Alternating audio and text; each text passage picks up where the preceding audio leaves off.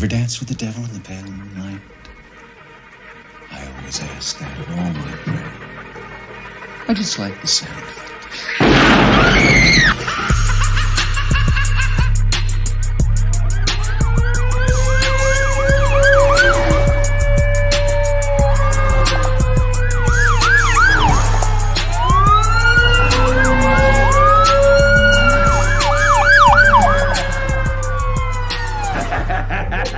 How about it, you creep, you lunatic? Good morning, Raider Nation. Happy Monday. Happy Monday. It's good to see my people pulling up this AM. Hope y'all slept well. Hope you guys got your hot cup of coffee. Nice warm breakfast. Get ready to head out that motherfucking door this morning. Salute to my Raider Nation extended family. What's going on with you guys, man? Let me go ahead and run through this chat and see my distant relatives, donning that silver and black. Shout out to Fear of the Nation. My guy is always here. Oh my goodness. Now we got a new guy. Forever Onyx, man. Thank you for pulling up, man. It's a pleasure to see you. My boy P. Steve, too.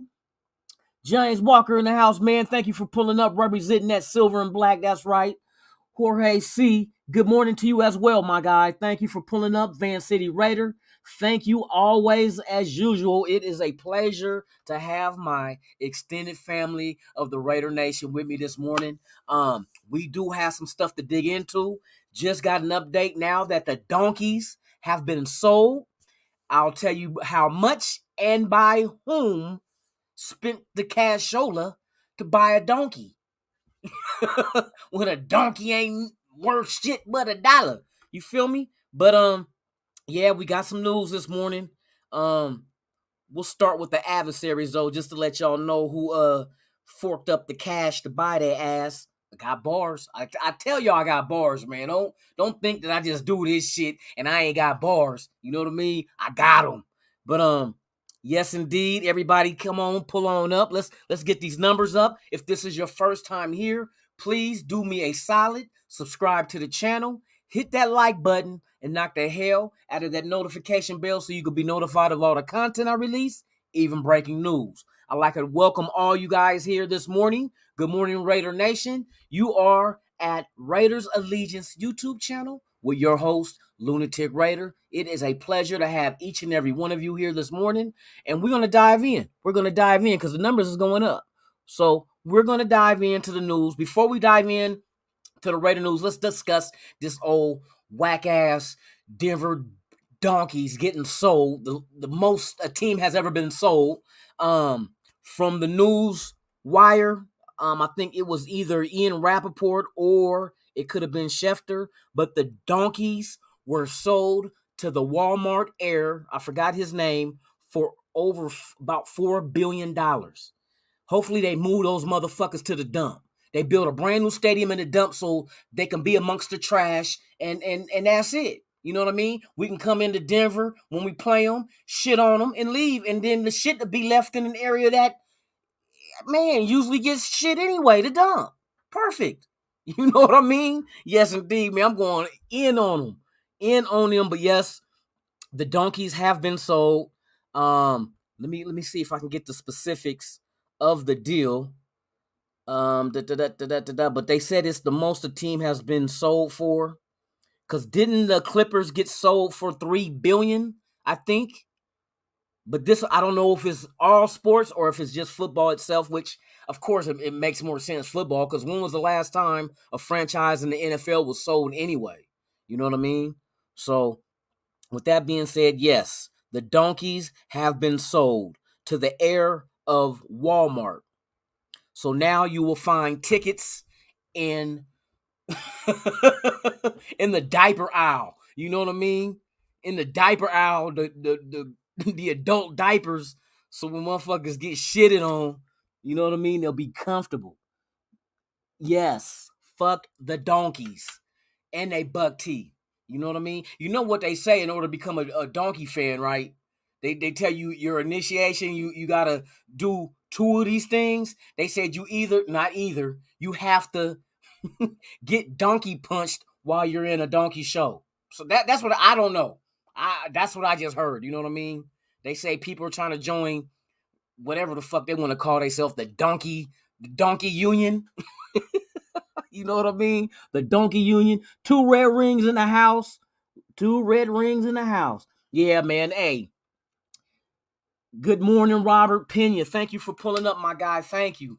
Thank each and every one of you. Yeah, we're discussing the donkeys and their new owner. You know what I mean? So now I guess Walmart's gonna be selling donkeys in the in the gardening department next to the hoes and the rakes. You know what I mean? Fuck them. Fuck them. But that's I just want to throw that out there. Hey, maybe they move the motherfuckers. You know what I mean? Like I said, move them to the dump. Move them to the dump. Fuck the donkeys. But yes, indeed, that's what happened. I'm trying to look and see and make sure. I know I seen they said 4 billion, and that's the most that a team has been sold. Oh, let me see. Is this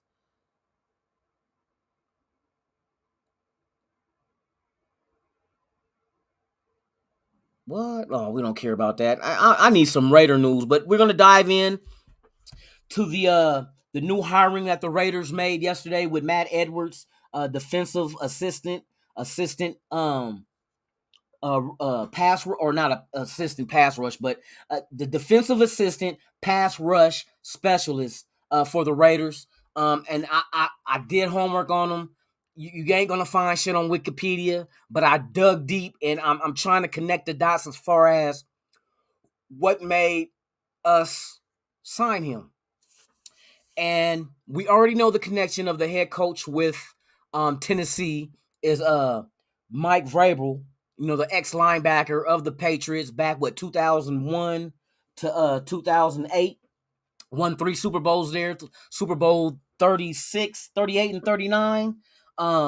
So once he been the coach with Tennessee right now, Vrabel has for the last 4 years. Also, Matt Edwards was there the same amount of time. So he was hired from the get-go when Vrabel took over as head coach. But when he came in, he was the assistant special teams guy there. But he did gradually work his way up with promotions in the 4 years. But here's the interesting part. Even though Vrabel is the connection with him and the Patriots, because 2001, 2008, we know that for part of that time, McDaniels was there, especially for those 3 Super Bowls they won, 36, 38, and 39. But here's the interesting thing. Matt Edwards was also the defensive coordinator at Tiffin University. Now, a lot of people's not going to know what's Tiffin University. Well, Tiffin University is based in Tiffin, Ohio. Before that, see, he was the defensive coordinator there from 2014 to 2018. And 2018 is when Vrabel brought him in special teams with the Tennessee Titans. But here's the catch.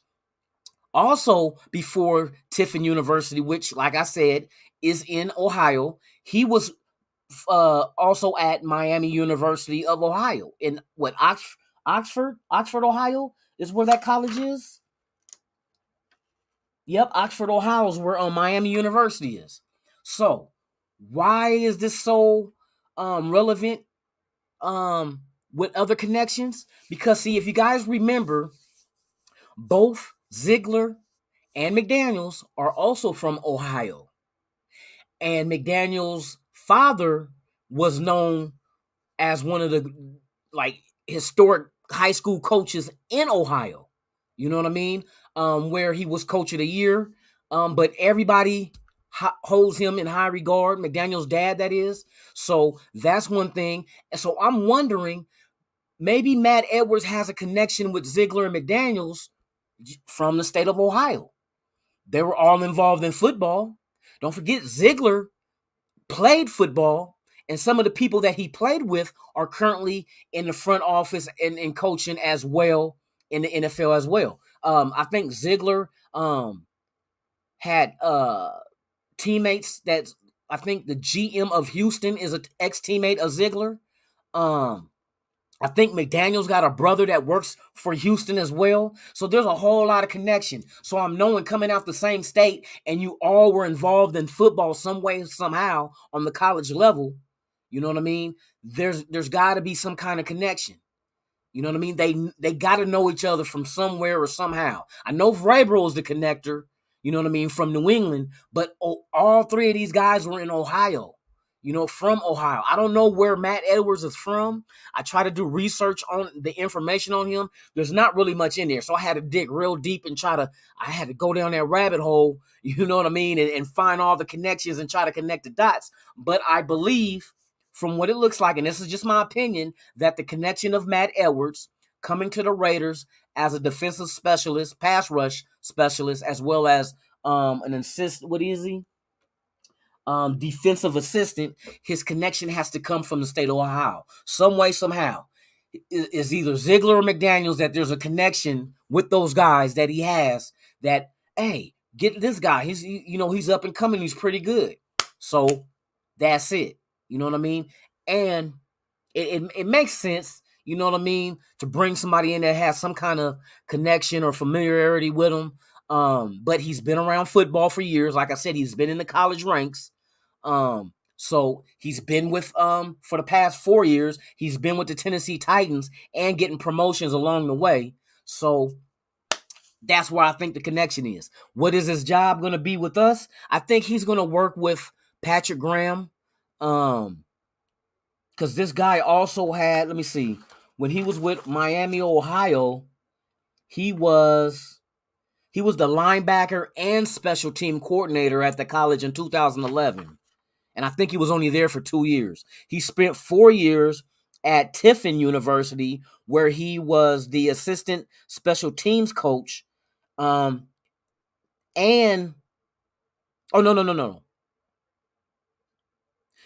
the assistant special teams coach was 2018 after he left Tiffin. That's where he got hired on to Tennessee as the assistant special teams coach. But while he was at Tiffin University, he was the defensive coordinator from 2014 to 2018. So he has defensive experience, college ranks.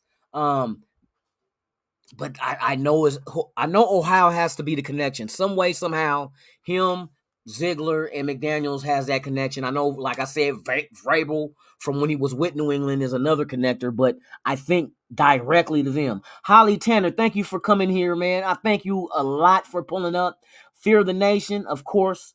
Man, it's always good to see you guys every morning, man. I thank you for the support.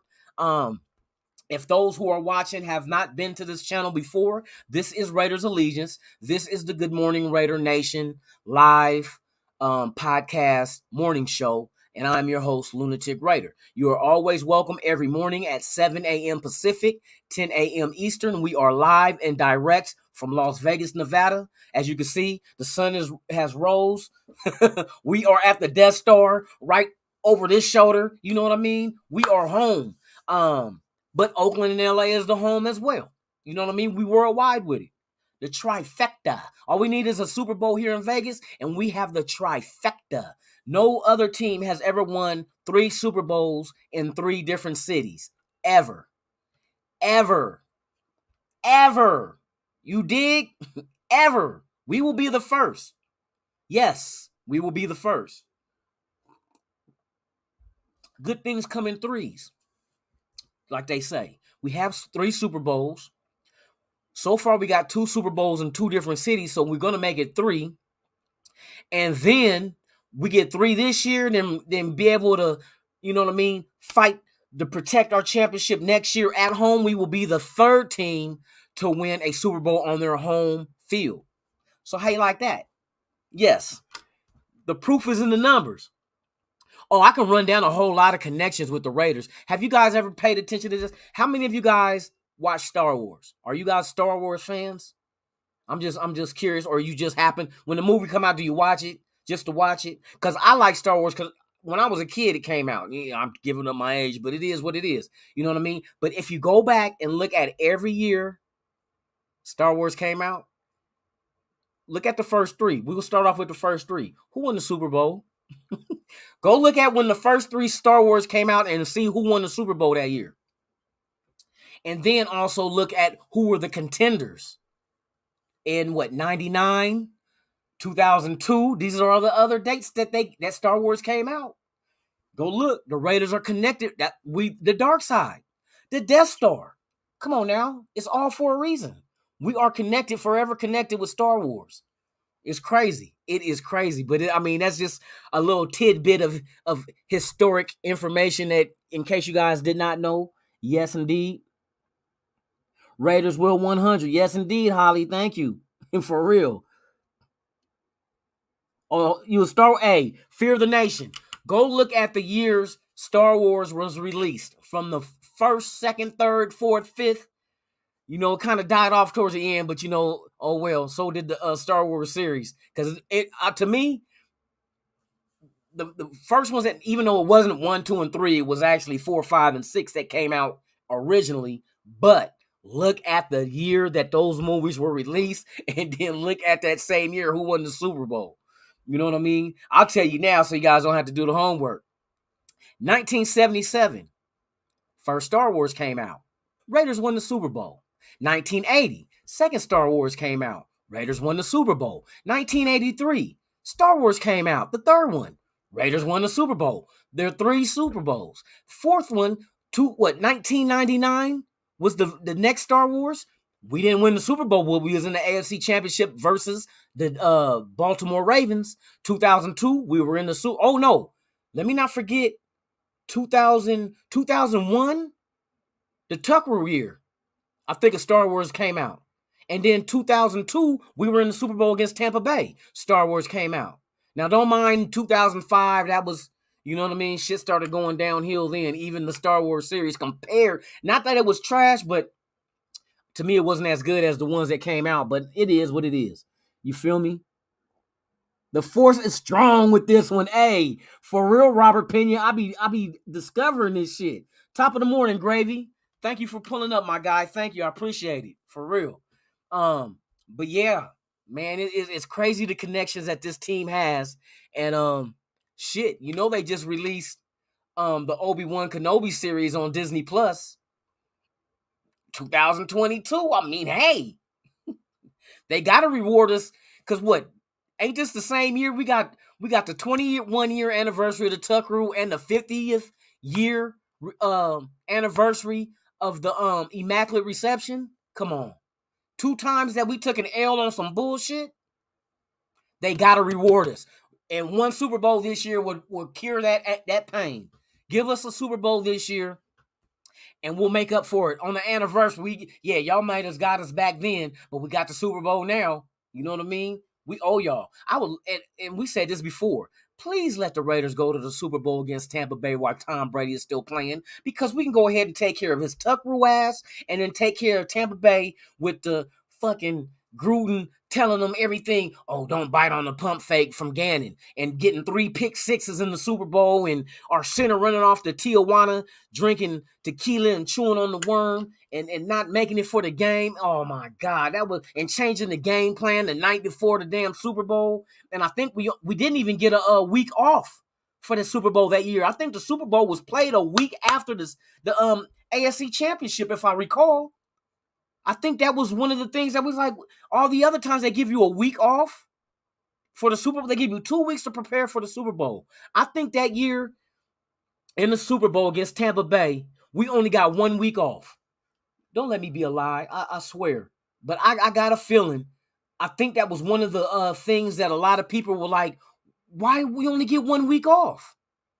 Not that, so we couldn't have enough time to change the game plan like we wanted to. A week ain't long enough to change your fucking plays, man. Even though we say Callahan kind of did us there. AFC Championship 2001 or 2. Was it 2? 2002, New England Patriots. Yep. That was, because see, that year, because if we would have beat New England, we would have played Pittsburgh in the AFC Championship that year. We sure in the hell would have. God dang it. I tell you. If was a fifth, we all be drunk. For real. A New Hope, McZiggler comes to Vegas. Van City, crazy. And next year, John Madden gets the Madden cover. He got it this year. Hey, I'm glad you said that shit. Hey, oh shit. Oh shit. You know how they say the Madden curse?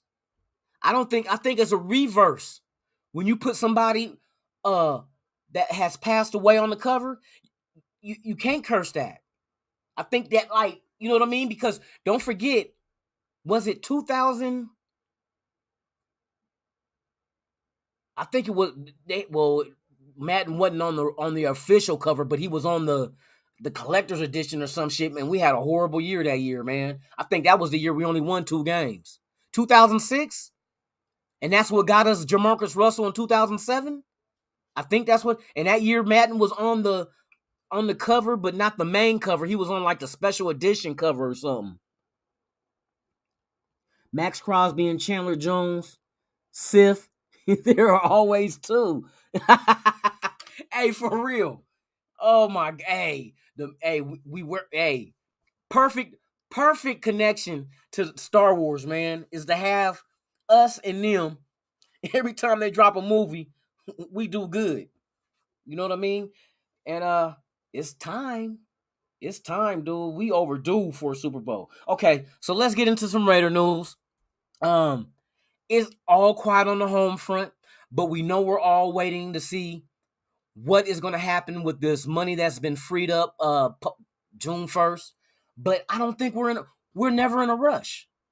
Like when free agency started, we didn't rush out there and start signing everybody. I think this is what I believe.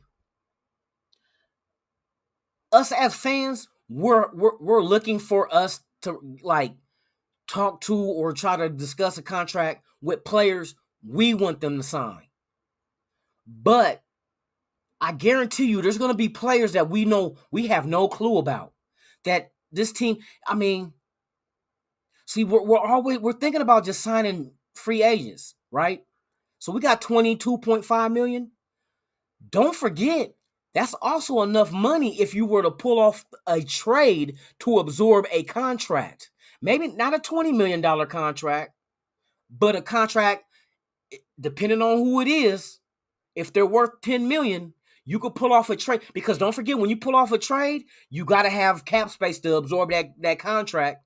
You know what I mean? So maybe there's a trade. I'm just guessing. I'm looking at all the scenarios that this team could really have going for them to really make a move to add players to improve this roster. We're overlooking trading somebody right now. See, we couldn't trade before this money came free because it wasn't at our disposal. But now we have it. Now we have it.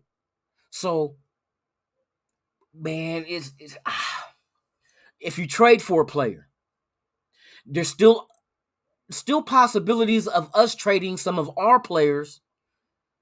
Because, like, this whole Josh Jacobs thing, we talked about this yesterday morning. Or no, not yesterday morning. I'm tripping. We talked about this Saturday night on my other show. We talked about that we know the writing is on the wall with Josh Jacobs. We know Josh Jacobs has not been at OTAs. Now, I heard the second week. Okay, here's the speculation that is being said by the pundits, the media. They're saying that the first week, because, you know, the media can only come on Thursdays. So last Thursday, Jacobs didn't practice. So not the Thursday before last. Last Thursday, the media was there. Josh Jacobs wasn't practicing either. But I heard that he was sidelined with a minor injury. So my assumption was, usually with running backs especially, even if you feel a kind of tweak in your hamstring, they're not going to let you continue. They're going to, hey, you go hit that sideline and go get iced up and get some heat or something. You know what I mean? Get worked on. This is OTAs. It's not mandatory, so don't even trip. So I think, I'm looking at all because ain't nobody telling us shit. We don't know what's going on. We got to guess. So if we're going to guess, we might as well make calculated guesses. So my guess is something like that could have occurred. And we might be biting into what media uses as clickbait. You know what I mean? These outside sources. Oh, Josh Jacobs ain't been there. And so we click on it to say why he ain't there. Is he trying to hold out for money? How? You don't got a 5th-year option. This is the last year on your deal. There's nothing to hold out for if they decide to let you go. But at the same time, I don't see the Raiders just letting him walk after the season and not get anything. You know what I mean? So and that's why I said always pay attention to when it comes down to the cut downs to the 53-man roster. Because right now we can start off with 90 men on the roster. But after these preseason games start kicking off every week, it dwindles down. You have to get cut down to a certain amount of number, and then 53 after the last preseason game. And what some teams tend to do, if they got a player of value that they know is not going to be the starter anymore, or they want to move that money, they will trade them. Now, there's other teams that has money under the cap that can, and see, Josh Jacobs don't have an expensive contract. He's only making $3.7 million this year. So teams that do have cap space have enough to go ahead and trade for him. And we don't care. I mean, I assume that it'd be maybe a 2 or a 3, round pick for him. I think his value would be that much. 2 or 3. I don't think a 1. But a low 2, mid 3, be in that range, mid 3, low 2, maybe his value is a young running back. He just doesn't have a fifth-year option, but a team could go ahead and if our team is talking to another team in a trade for Josh Jacobs, they can do like we did with Devontae Adams. Have a contract already ready for him for when we trade him. Boom, we'll give you a new deal. Teams could do that if they really need a running back. You know what I mean? It could happen. Who knows? But I know, well, I can't say I know, but from what I'm observing with the team in Jacobs, and here's the whole thing too.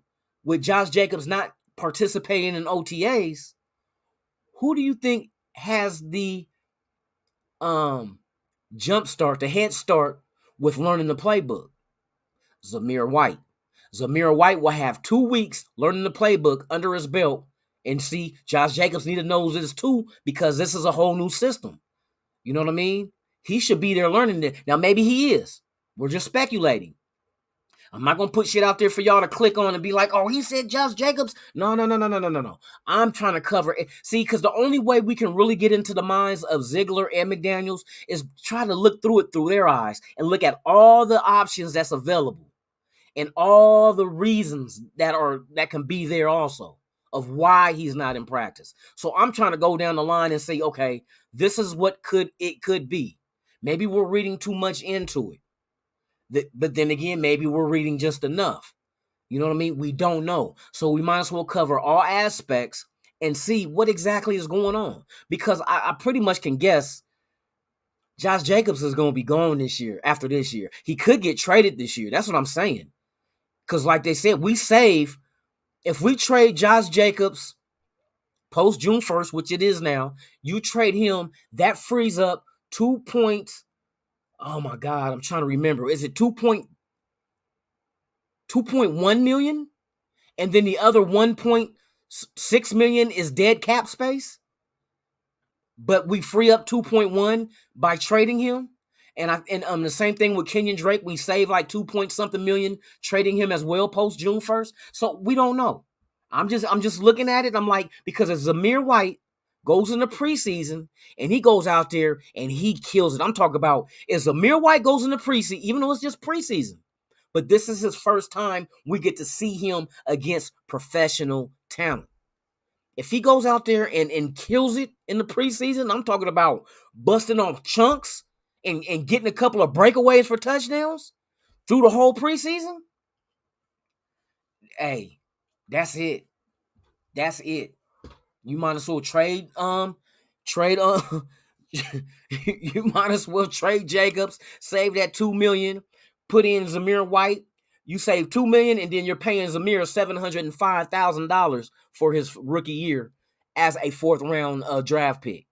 I'm telling you, they got ways of shifting money around with this team, man, and it's crazy because we're sitting at 22.5, but they can make that shit go up by 30 plus.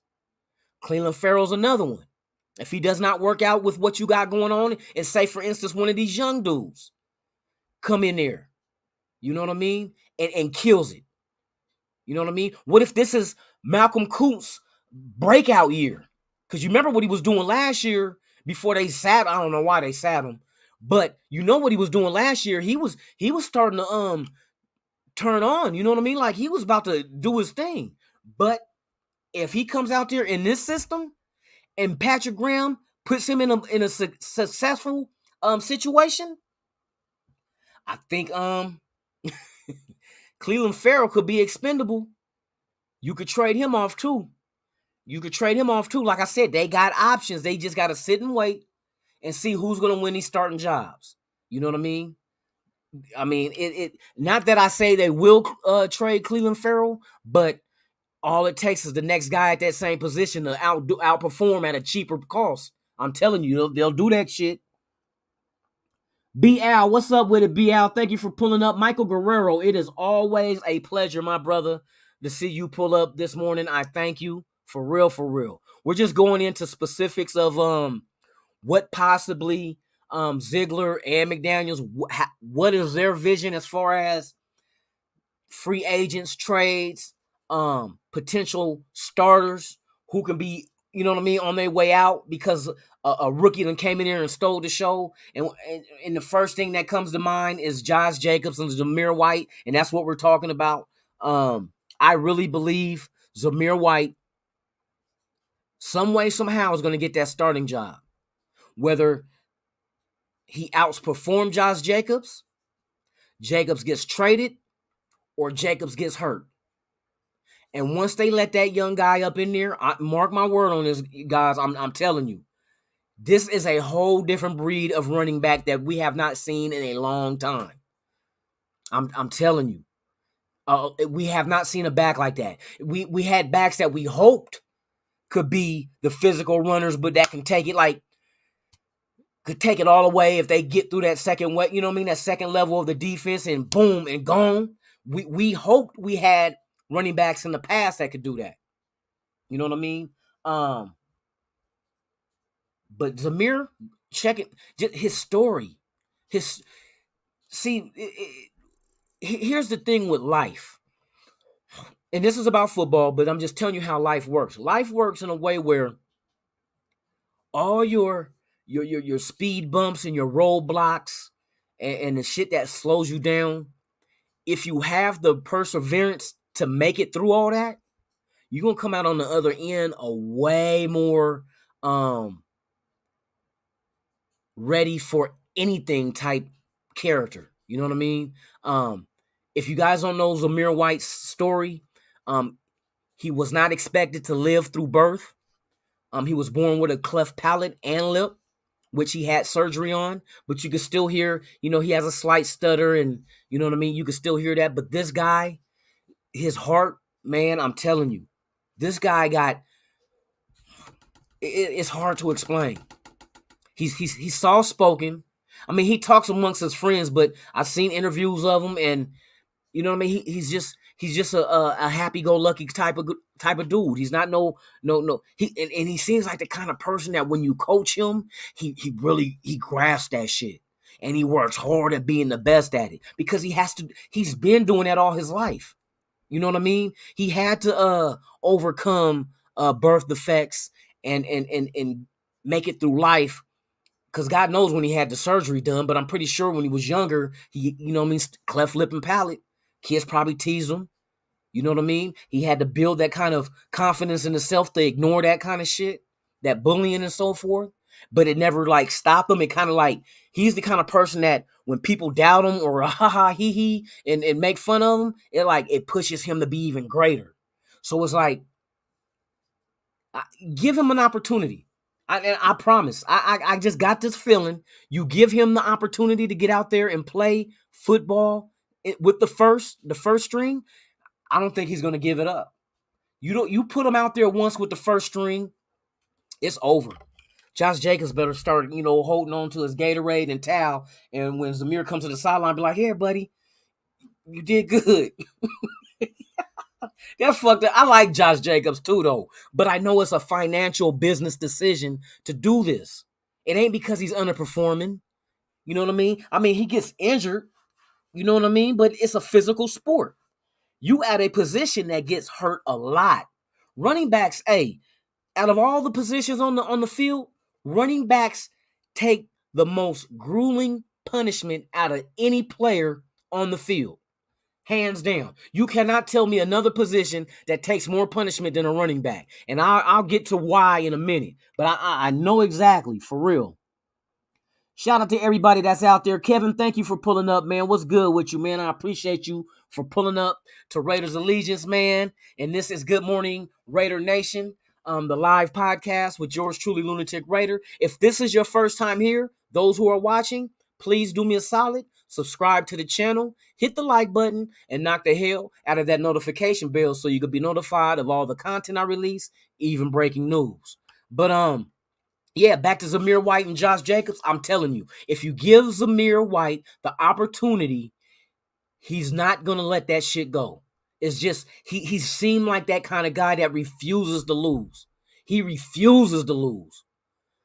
And I'm telling you, he's a physical, hard runner with speed. So, I mean, I know he was clocked out of 4.4, but just because you're clocked out of 4.4 don't mean you're not faster than that. That's just what you were clocked at. You know what I mean? And that's why they have you run it twice when you do the combine. And you're not going to get identical numbers. It don't happen that way. Sometimes you run fast, sometimes you don't. You know what I mean? I would love them to see the dude. Hey, this is what they should do at the combine, you guys. When people run 40s, you got to let a pit bull loose and then let them run. I guarantee you a lot of the motherfuckers will run under a 3 flat. Let a pit bull loose on them and tell them run. Hey, them 300-pound linemen is going to be gone. Shit, because you know you run faster when, like in the game, if you know somebody's on your ass, boy, you not tackling me. Now, Josh Jacobs, he gets tackled. But Zamir runs so smooth with no effort. It looks, when he's running, it doesn't even look like he's running hard. It's just, he's running. So I just imagine when he really just digs in and really puts it in fifth, it just, you know what I mean? He's off to the races. For real, for real. Oh my goodness. He's long too. Pause. Fear the nation. Pause. How you know he long? I'm fucking with you, man. I'm fucking with you. For real. Oh my goodness. You need a beer? I'll drink one for you. You know, I'll be on my suds. Like I say, I can drink because I didn't just get up. I've been working all night. Y'all know the routine. I get off at 5:15 in the morning, so I come home, take a shower, crack me one open, and get ready to hang out with my extended family. You know, it's always good like that to see you guys here, and I appreciate you. And I appreciate the people that are here watching. Like I say, if this is your first time, you already know what to do. I'm not gonna keep running that in the ground. But let's talk some more Raiders stuff. What are your guys' thoughts on with the free agency? What do you feel? Okay, I'm gonna name 3 positions that could be filled right now with this money we have. And let me know what is the most needed priority out of all 3 positions. Right tackle, nose tackle on defense, or corner. That's corner. So right tackle, nose tackle, and corner. What is the most needed position in free? What position is the most needed, and who should we target to fill it in free agency with the money we have? That's the question. I want to hear what you guys think. To hell what I think. Giggity. He said giggity. Oh my God. Are you on workman's comp? Waiting on big surgery? Oh, for real?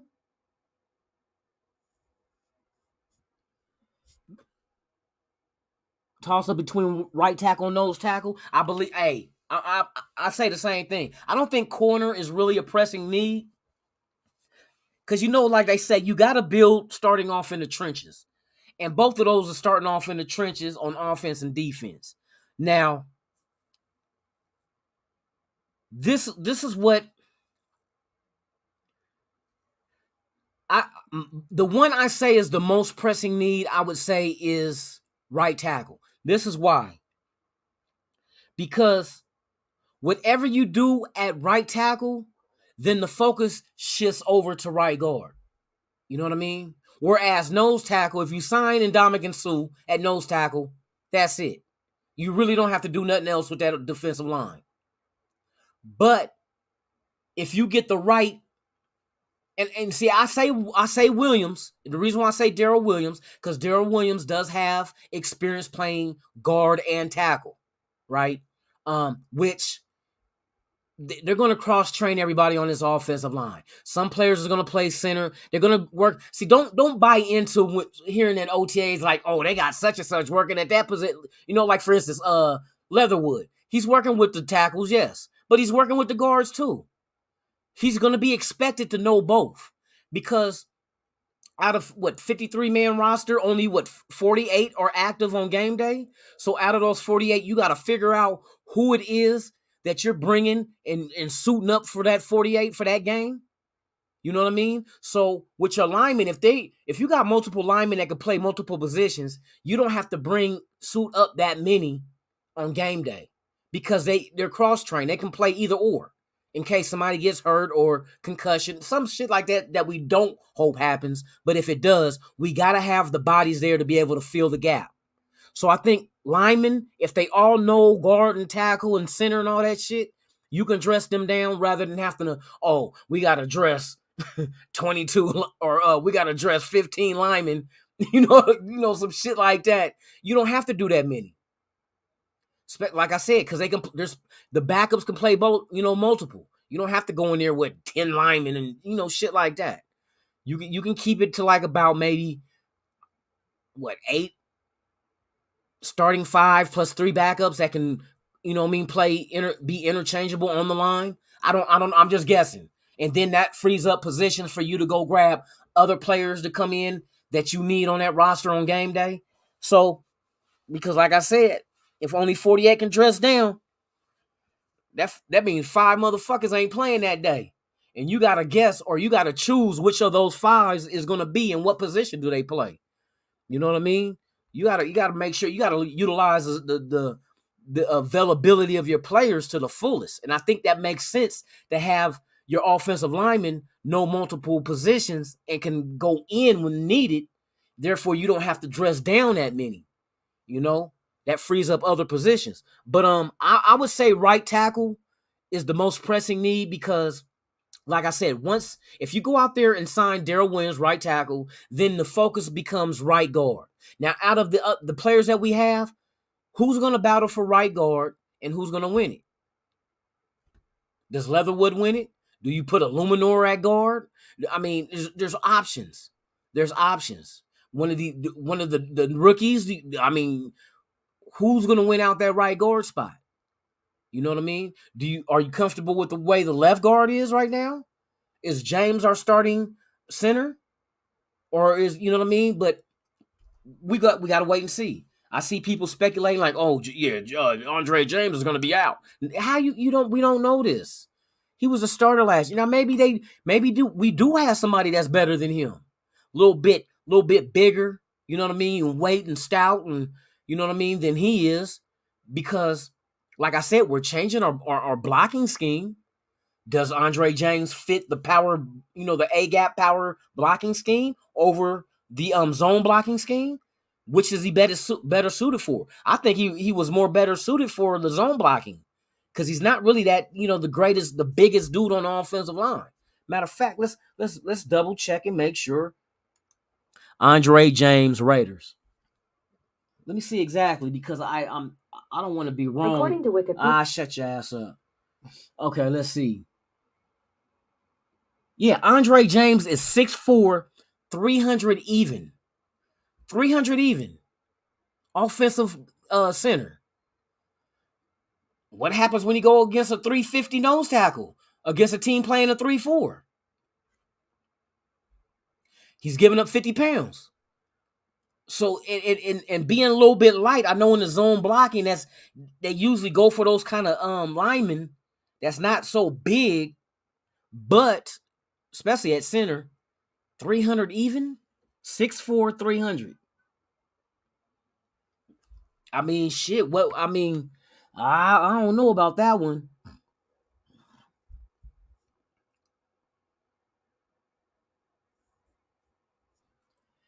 Here's the thing.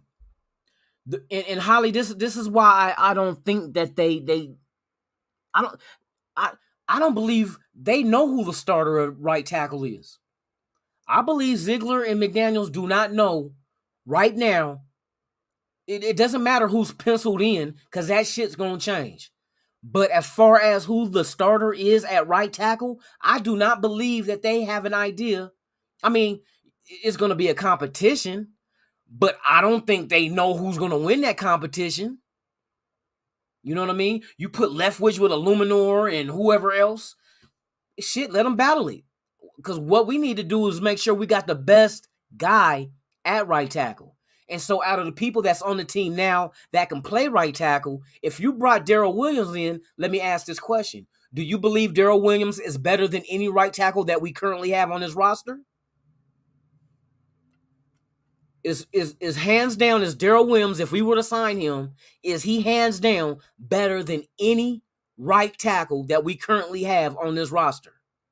That's and if you say he is, that answers your questions right there. That answers your question right there. Sue, I want. I definitely want Sue. I want Sue, not just because of what, and it doesn't matter how old he is. The dude is durable. The dude plays every game. He's productive. And I'm just imagining in the locker room with these younger defensive linemen, you know what I mean? Especially in the tackles, what he can do with Neil Farrell Jr., you know what I mean? Bilal Nichols, the shit he can teach them as far as pass rushing goes is insurmountable compared to anything else. Anything else. Because you got to coaching them, but now you got to play. It's kind of like, see, we when we looked at like Max Crosby and Chandler Jones, defensive ends, edge rushers. And the thing I brought up to people, I said, I understand how good Chandler Jones and Max Crosby is, but imagine what that is going to do for Malcolm Kuntz's career. To be able to pick these two guys' brain. You got a younger veteran and you got an older veteran.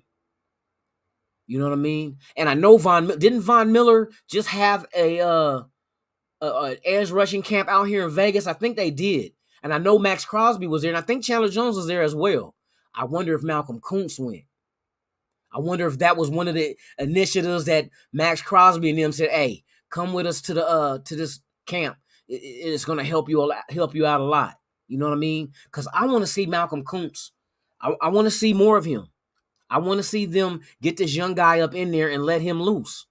Especially with these guys to go ahead, these veterans to be in his ear and teach him how to be a professional. Teach him that different techniques and little tricks and stuff that they do at the position to help him become better at his job. That's the kind of thing I want to see Malcolm Kuntz, you know what I mean, progress in that fashion with them. Yeah, Leatherwood has been working all season, but what that mean? You know what I mean? Hey, I'm gonna throw a name out there, and I don't know if y'all remember him. Y'all remember Bruce Campbell, the tackle we drafted, the workout warrior, bench pressing hella strong, didn't last that long with us, ended up in the Canadian Football League. Bruce Campbell, look that name up. That was one of our draft picks. I was excited. I was like, ooh, Bruce Campbell, he's a workout warrior. He works out and he always shit. That did not matter. He just couldn't. It didn't transcend over onto the NFL. It just didn't. You know what I mean?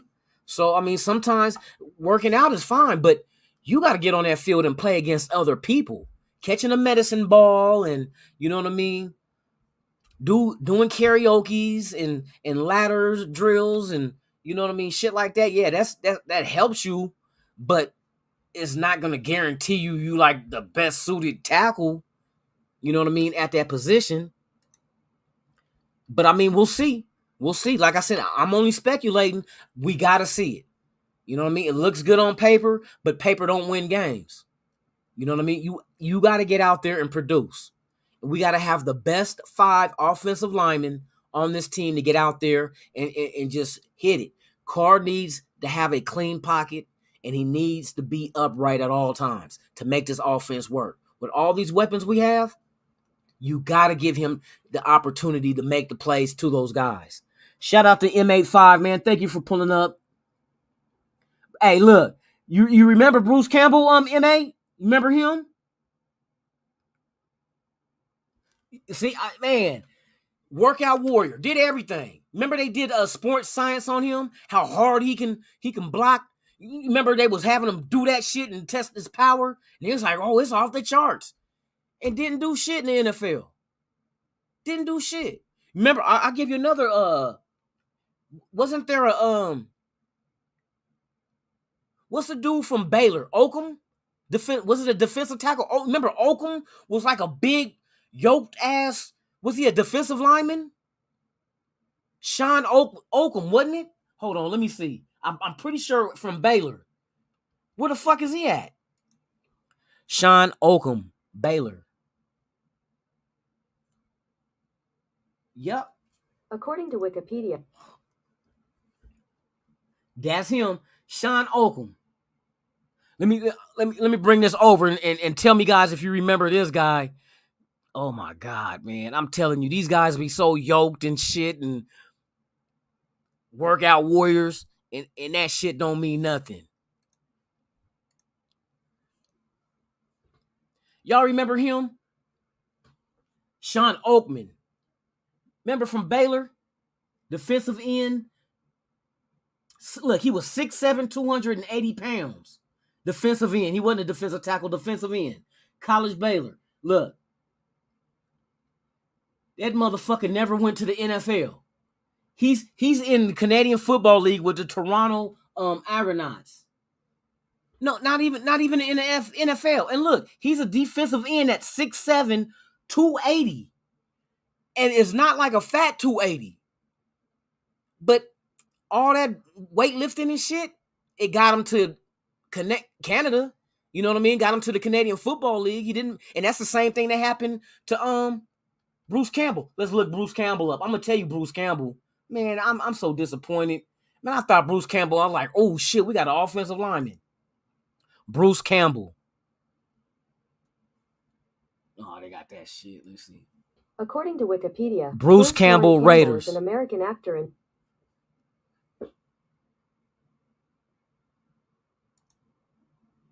man, this dude, man. Remember big old Bruce? The fuck, man. Look, he 34 now, career over.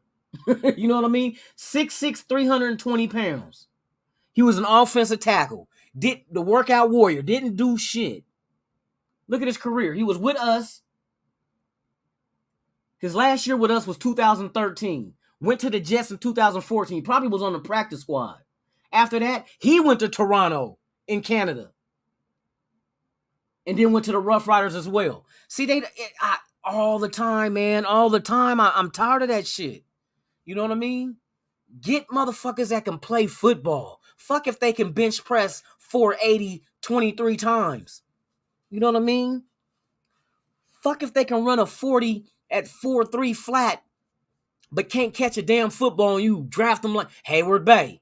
Come on now. How many times we got to make these mistakes, man? Hayward Bay. Tall receiver, fast, had hands of stone. And I ain't talking, and he wasn't a boxer. He had hands of stone. That kind of shit be irking me, man. We be wasting good draft picks on bullshit. Straight bullshit. Just on their, we're just going by their measurables. Not how they play, not what their game tape showed. Not what, we knew Hayward Bay couldn't catch. And what, we took Hayward Bay over Crabtree? Oh my God. Wasn't it? We took him over Crabtree. And how long Crabtree played? And even came to us in 2016 and we had a hell of a year that year with him? Boy, I tell you, I'm glad Ziegler and them, Mick Ziegler, my bad. We got to call him Mick Ziegler because it's McDaniels and Ziegler combined. What's up with it, Dominique 5? Thank you for pulling up, man. For real, for real. Oh, you don't remember him, M8? Ah, for real. You get an E for you get an F for failure. You flagpole, man. But yeah, man. Hey, there's some historic, not on the good side of history either. Some historic draft picks we made. Not to mention Russell. You know what I mean? Jamarcus, you get the #1 overall pick in the NFL draft, and you pick fucking Jamarcus Russell in a weak ass quarterback class that year. Weak ass class. And you could have had, I was sure Al Davis was gonna get Megatron. I was sure. I'm like, man, a big as a tight end, but he's a wide receiver with 4.35 speed, I think. Megatron had. I was like, oh, Al Davis is gonna get him. Nope, Jamarcus Russell. Golly, man. We always do this shit. I was too. I was hoping, because I know Jamarcus Russell had a hell of an arm. That was the whole thing on him. But he did not have the work ethic. And one thing that pisses me off is when you're born with God-given ability, shit that nobody can even work at and achieving. You just was naturally a big, strong-armed ass motherfucking quarterback, but you didn't have the work ethic to. Man, I don't even want to talk about the shit, because I bought his jersey when we drafted him and fucked around, and I turned around and gave it to the Goodwill. That's how disappointed I was. He didn't put no effort into it. It wasn't like he wasn't trash because he didn't have the physical attributes, you know what I mean, to be great. He just didn't have the heart and the mind to match his physical ability. Just imagine if let me see. If Jamarcus Russell had the work ethic of Derek Carr. You see? If he would have had the work ethic of Derek Carr with the arm strength, the mobility, as big as he was, because he probably would have, the mindset like a Derek Carr, he would have been fit in shape. He would have had that playbook down, and there would have been no throws on that field that was safe against any defense. This motherfucker could probably be sitting back at the fucking goal line and let it loose and go to the 10-yard line down the field. That's Jamarcus Russell. 90 yards wouldn't have been shit, because they said he was throwing it 80 yards from his knees. That means he couldn't step. It was all arm strength. He didn't have to step into the pass. Just imagine he was in the pocket and he stepped into it. But he didn't have that fucking damn, my fucking camera be tripping. But he didn't have that. He didn't have the mind or the heart to match. Oh well. So on to the next one. NorCal Raider Jesse, what's up with it, man? Sultan, my guy Sultan, welcome, man. For real, man, for real. Where the bitches? No, don't say that shit. We got women here.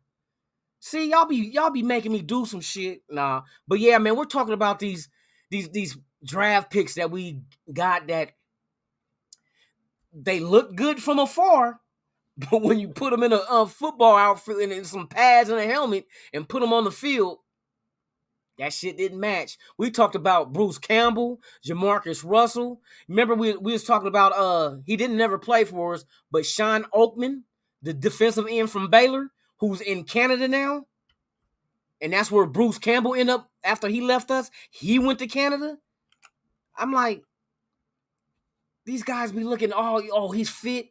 Kind of remind me, remember the wide receiver, David Boston? David Boston was, I think when he played with Arizona, didn't they have to tell him to stop lifting weights? Because, I mean, he was just, that's all he did, lift weights. But the motherfucker wasn't that great on the field. He was a big receiver, but not what he could have been. And they thought that lifting weights was like ruining his range of movement. You know what I mean? He wanted to get like, he was trying to get like dubs on the bicep. Motherfucker, you ain't in the pen. You in the NFL. What the fuck? For real. Shout out to everybody out there, man. For real, for real. Yeah, man. So yeah, that's all about it for today. It has just now turned 8 o'clock. And I'd like to thank each and every one of you guys, all you guys who are watching, and this is your first time here at the channel, I'd like to say thank you for coming. Raiders Allegiance is the channel. Lunatic Raider, I'm your host, and I just need you do one solid for me. This is all I need you to do. Please subscribe to the channel, hit that like. Don't even worry about the notification bell if you don't want to hit it, but you will want to because I got some shit coming for y'all this season. But please subscribe, hit that like button, man. Tell a friend, tell a relative, tell anybody, your mailman, your baby mama, boyfriend, you know what I mean? Your baby mom, your kids with your baby mama, they have brothers and sisters with they new daddy. Let me quit. Hey, tell a friend and tell a relative, come on down to Terry Rib Shack. No, let me quit. Come on down to Raiders Allegiance, man. Let's get these numbers up. Let's get the subscription going, man. Let's get this family to grow. And not like rabbits. You know what I mean? Let's grow by subscribing. We ain't gotta like give birth to 30 motherfuckers and subscribe. But yeah, man, it's just having fun with y'all, man. Salting in the house. Salting is in the house. But yeah, man, I'm about to call this the morning. May you guys have a beautiful day. May your Monday go smooth. I hope all is well with you guys and your family. I thank you once again for pulling up on this show. You could have been doing anything else. You know, you could have been rubbing one out. You could have been like in the refrigerator drinking the milk straight out the carton. You know, all that shit you ain't supposed to be doing, you could have been doing. But you chose to come here and hang out with your boy, and I really appreciate it. You truly guys are an extended family. Raider Nation, man, there's nothing better than this, you know, and I'm proud to be part of this with you guys. So once again, man, thank you guys for pulling up. This is Raiders Allegiance. I am Lunatic Raider. Feel free to pull up whenever you guys you want to. Tomorrow morning, we will be here. Same Raider time, same Raider channel. 7 a.m. Pacific, 10 a.m. Eastern, Monday through Friday.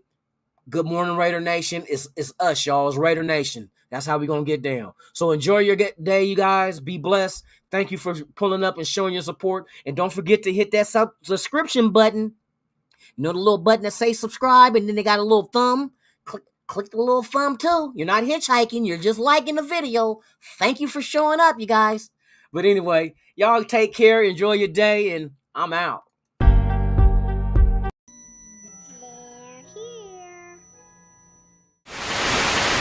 You ever dance with the devil in the pale moonlight?